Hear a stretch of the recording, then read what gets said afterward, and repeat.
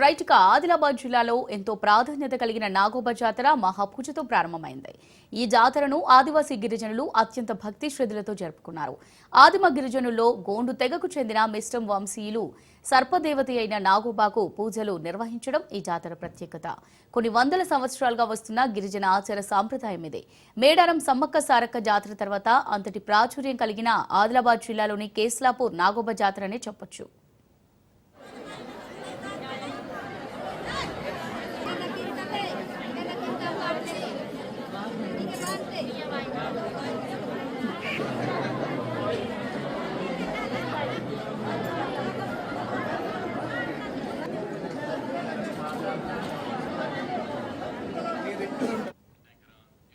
ప్రతి సంవత్సరం పుష్యమాసం అమావాస్య రోజున ఈ జాతర ప్రారంభమవుతుంది. నాగోబాను కొలిస్తే పంటలు బాగా పండుతాయని, శాంతి విరచిల్లుతుందని, రోగాలు మటుమాయం అవుతాయని ఆదివాసీ గిరిజనుల నమ్మకం.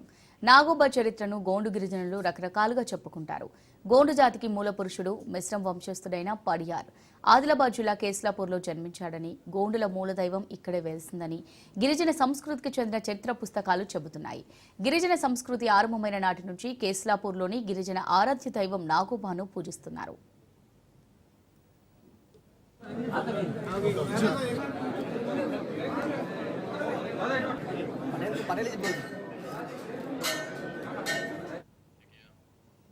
పుష్యమాసం ఆరంభంలో ఆకాశంలో నెలవంక కనిపించిన రెండో రోజు నాగోబా దేవాలయంలో గోండులంతా కలిసి నాగోబాలో జరగాల్సిన కార్యక్రమాలపై చర్చిస్తారు.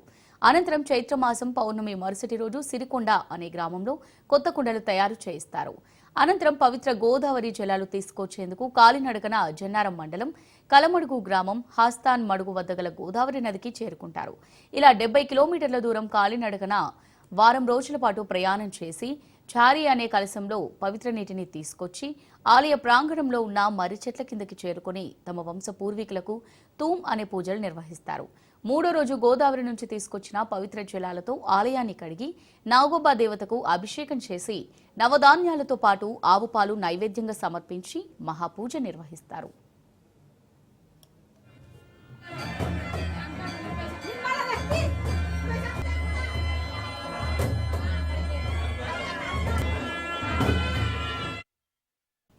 తెలంగాణలో ఆదివాసీల సంస్కృతి సాంప్రదాయాలు ఉట్టిపడేలా జరుపుకునే ఈ జాతర కోసం ప్రత్యేక ఏర్పాట్లు చేసింది ప్రభుత్వం. ఆదిలాబాద్ జిల్లా కేస్లాపూర్లో జరిగే నాగోబా జాతరకు దేశంలోనే 2 అతిపెద్ద గిరిజన జాతరగా గుర్తింపు ఉంది. అయితే భక్తులు పెద్ద ఎత్తున తరలివచ్చే అవకాశం ఉండడంతో అందుకు తగ్గట్టుగానే ఏర్పాట్లు చేసింది.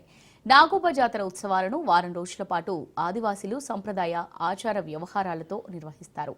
కడెం మండలంలోని గొడిసిర్యాల పరిసర ప్రాంతాల్లో ప్రవహిస్తున్న పవిత్ర గోదావరి జలాన్ని కాలినడకన తీసుకొచ్చిన మిశ్రం వంశస్థులు కేస్లాపూర్కు చేరుకున్నారు. ఈ పవిత్ర జలాలతో నాగోబాను అభిషేకించి రాత్రంతా నాగదైవానికి మహాపూజ నిర్వహిస్తారు.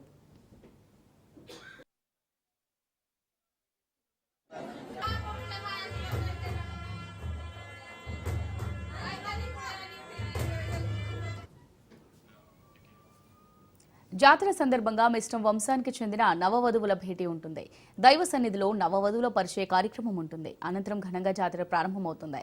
ఇలా వారం రోజుల పాటు నాగోబా జాతర కొనసాగుతోంది. ఈ జాతరకు మన పొరుగున ఉన్న ఆంధ్రప్రదేశ్, మహారాష్ట్ర, ఛత్తీస్గఢ్, ఒరిస్సా తదితర రాష్ట్రాల నుంచి గిరిజనులు తరలివస్తారు.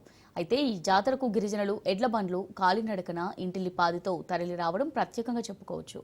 అయితే గిరిజనులే కాకుండా గిరిజనేతరులు సైతం నాగోబాను ఇష్టదైవంగా కొలవడం విశేషం.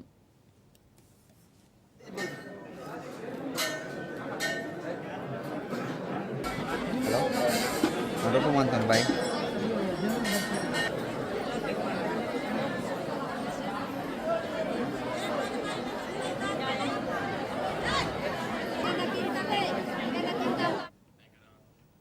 జాతర సందర్భంగా ఏర్పాటయ్యే దర్బార్కు ఒక ప్రత్యేకత ఉంది. నిజాం హయాంలో మారుమూల గ్రామాలకు ఎలాంటి సౌకర్యాలు ఉండేవి కాదు. నాగరికులంటేనే ఆదివాసులు భయపడేవారు. గిరిజనుల వద్దకు అధికారులెవరూ వెళ్లేవారు కాదు. అప్పుడే భూమి కోసం, విముక్తి కోసం సాయుధ పోరాటం చేసిన కొమరంభీం మరణించిన నేపథ్యంలో గిరిజనులు ఆగ్రహావేశాలతో ఉన్నారు. దీంతో ఉలిక్కిపడ్డ నిజాం రాజులు గిరిజన ప్రాంతాల పరిస్థితులపై అధ్యయనం చేసేందుకు ప్రముఖ శాస్త్రవేత్త ప్రొఫెసర్ హైమన్ డార్ఫ్ను ఆదిలాబాద్ జిల్లాకు పంపారు. అప్పటి నుంచి నిజాం సర్కార్ ఈ జాతరపై దృష్టి పెట్టింది. కొండలు, కోనలు దాటి వచ్చే గిరిజనుల సమస్యలను తెలుసుకుని పరిష్కరించేందుకు జాతరలో దర్బార్ ఏర్పాటు చేయాలని భావించారు. దీన్ని 1946లో ప్రారంభించారు. స్వాతంత్ర్యం వచ్చిన తర్వాత జిల్లా కలెక్టర్ ఆధ్వర్యంలో దీన్ని కొనసాగిస్తున్నారు. జాతర చివరి రోజున జరిగే ఈ దర్బార్కు గిరిజన పెద్దలు, తెగల నాయకులు, ప్రజాప్రతినిధులు, అధికారులు హాజరవుతుంటారు. పాల్గొనడం అదృష్టవంతంగా భావిస్తున్నాను. అదేవిధంగా ఈ యొక్క జాతర కార్యక్రమంలో మిగతా ఏర్పాట్లను కూడా మేము పూర్తి చేయడం అనేది జరిగింది. 31 నాడు దర్బార్ కార్యక్రమం ఉంది. ఆ దర్బార్ కార్యక్రమం గారికి ఇన్ఛార్జ్ మంత్రి సీతయ్య గారు, దాంతోపాటు దేవాదాయ శాఖ మంత్రి వర్యులు కొండ సురేఖ గారు రాబోతున్నారు. ఆ దర్బార్కు సంబంధించిన ఏర్పాట్లన్నీ కూడా కలెక్టర్ గారు, పిఓ గారు పూర్తి స్థాయిలో చూసుకుంటున్నారు. ఎలాంటి అవాంఛనీయ సంఘటన జరగకుండా పూర్తి స్థాయిలో బందోబస్తు, సుమారు 600 పోలీసులతోటి బందోబస్తు కూడా ఏర్పాటు చేయడం అనేది జరిగింది. ఐసీడీ ద్వారా చిన్నపిల్లల కోసం కొన్ని ట్యాగ్లను కూడా ఈసారి మేము ఏర్పాటు చేయడం అనేది జరిగింది. అంటే చిన్నపిల్లలు ఎవరైనా తప్పిపోతే దాంట్లో ఫోన్ నెంబర్తో పాటు మిగతా అన్ని కూడా ఇచ్చేయాలని మేము చెప్పడం అనేది జరిగింది. వచ్చే పోయే భక్తుల కోసం ప్రత్యేకించి బస్సులను కూడా ఈసారి స్పెషల్ బస్సులను ఏర్పాటు చేయడం అనేది జరిగింది. తప్పకుండా ఇంక ఏది కావాలనుకున్నా నేను కూడా 24/7 ఇక్కడ అందుబాటులో ఉండే విధంగా అధికారులు కావచ్చు, మిగతా వాళ్ళని కూడా అందుబాటులో మేము ఉంటాం. దాంతోపాటు మిశ్రమ వంశస్థులు కూడా స్పెసిఫిక్గా వాళ్ళందరూ కూడా వాలంటీర్ని ఏర్పాటు చేశారు. వాళ్ళు కూడా వీళ్ళతో పాటు ఏమైనా కోఆర్డినేట్ చేయడానికి ఉంటారు. అందరు కూడా పూర్తి స్థాయిలో సహకారం చేయాలని, తప్పకుండా విజయవంతమయ్యేటట్టు ప్రతి ఒక్కరు కూడా చూడాలని సమయంలో కోరుతున్నాను. ఇక నాగోబా జాతర కోసం పోలీసులు భారీ బందోబస్తు ఏర్పాటు చేశారు. ఇందుకోసం 600 మంది పోలీసు సిబ్బందిని రంగంలోకి దించారు. 100కు పైగా సీసీటీవీ కెమెరాలతో ప్రత్యేక నిఘా ఏర్పాటు చేశారు. 6 సెక్టార్లుగా పోలీసు సిబ్బందిని విభజించి 3 షిఫ్టుల్లో 24 గంటల పాటు విధులు నిర్వహించేలా ప్లాన్ చేశారు. గిరిజనుల సంప్రదాయాలను గౌరవించి ప్రజలతో నిదానంగా నడుచుకోవాలని ఎస్పీ గౌస్ ఆలం సూచించారు.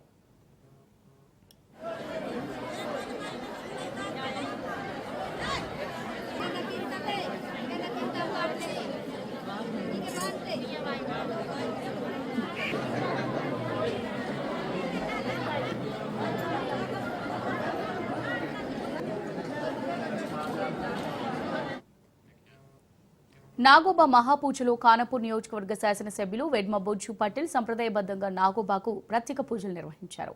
ఈ సందర్భంగా ఎమ్మెల్యే మాట్లాడుతూ నాగోబా మహాజాతరకు రాష్ట్ర ప్రభుత్వం తరపున అన్ని రకాల ఏర్పాట్లు చేశామని తెలిపారు.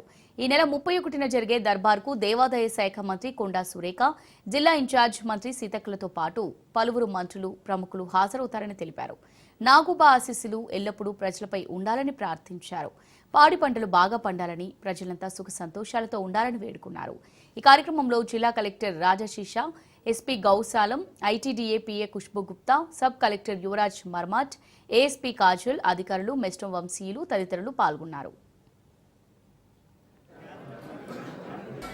Halo, ada pemantan baik.